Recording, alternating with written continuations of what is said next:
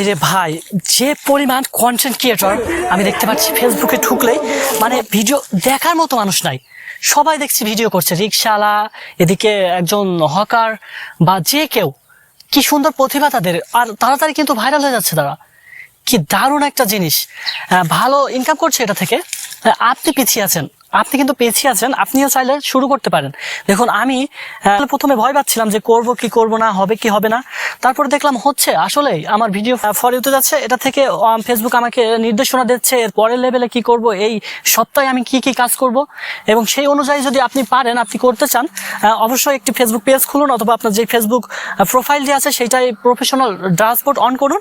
তরমুজ বিক্রেতা ওই কিরে বলে যিনি ভাইরাল হয়েছেন, তিনিও কিন্তু একটি প্রোফাইল খুলেছেন বা একটু ফেসবুক পেজ খুলেছেন।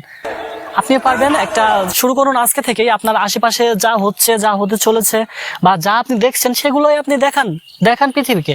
আপনার ভিতরে প্রতিভাটা ফুটিয়ে তুলুন, আপনিও পারবেন।